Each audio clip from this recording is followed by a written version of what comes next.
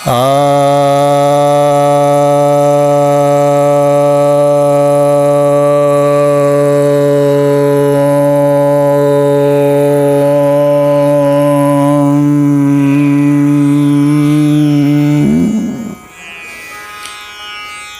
भक्तजनों को सप्रेम नमन। भक्तों, आज मैं आपके समक्ष श्रीमद् भगवद गीता के दूसरे अध्याय के 11वें श्लोक पर प्रवचन करने जा रहा हूँ। भगवान कहते हैं, श्री भगवान उवाच असोच्यानन्वसोचस्त्वं प्रज्ञावादांस्य भाषसे गतासु न गतासु संसचनानुसचन्ति पंडितः। अर्थात जो शोक करने योग्य नहीं है उनके लिए जो शोक कर रहे हैं और प्रज्ञावानों की तरह यानी परम बुद्धिमानों की तरह बात कर रहे हैं, और जो चले गए और जो नहीं चले गए उनके विषय में जो पंडित हैं वे शोक नहीं करते हैं।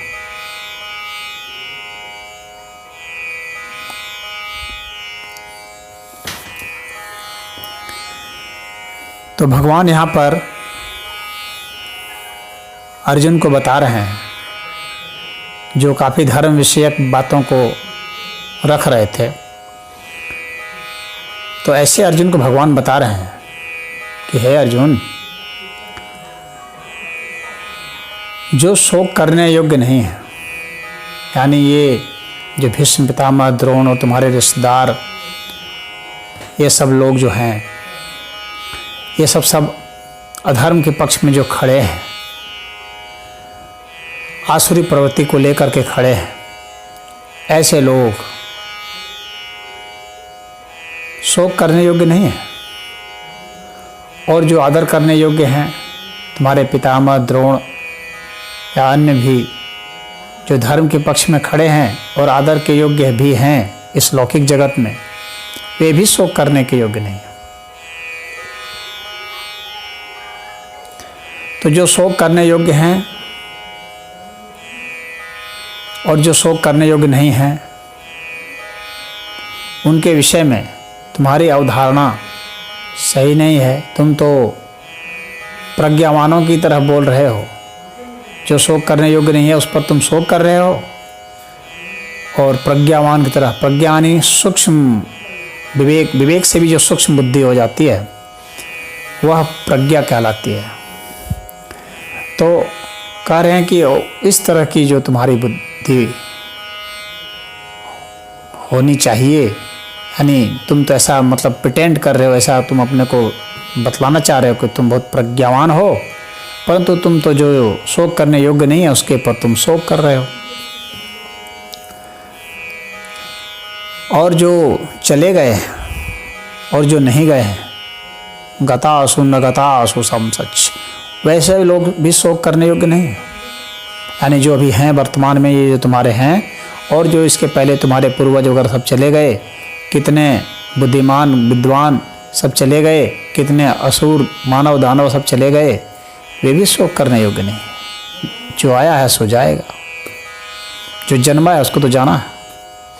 इस भौतिक शरीर को तो बदलना ही बदलना है, इसका तो रूपांतरण होना ही होना है।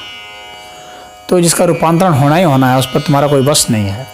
तो ऐसे लोग जो चले गए का अर्थ यहाँ पर यही है कि जिन्होंने अपना शरीर बदल लिया, जिनके शरीर का रूपांतरण हो गया, जो मर गए, और जो नहीं गए हैं यानी अभी जो जीवित हैं, ऐसे लोग इनके विषय में भी जो पंडित लोग हैं वे शोक नहीं करते।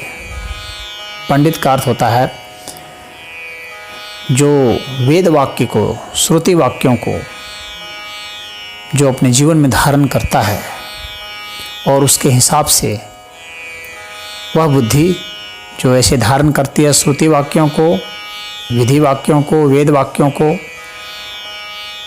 और से धर्म विषयक वाक्यों को ग्रहण करके उसके अनुसार से जो जीते हैं, जिनकी बुद्धि इतनी सूक्ष्म हो जाती है, आत्म विषयक जिनकी बुद्धि हो गई है, ऐसी बुद्धि को पंडा कहते हैं और ऐसी बुद्धि वाले को पंडित कहते हैं। यानी पंडित पोथी पढ़ लेने से पंडित नहीं होता।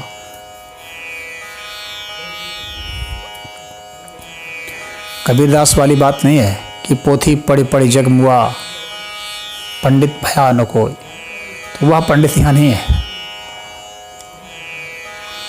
वास्तविक पंडित वह है जिसकी बुद्धि आत्म विषयक है, धर्म विषयक है, अध्यात्म विषयक है,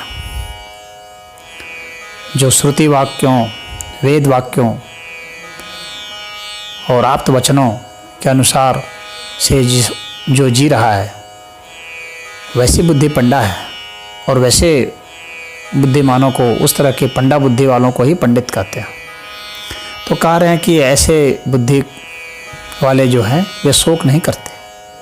जो चले गए हैं उनके लिए भी नहीं, जो अभी हैं उनके लिए भी नहीं,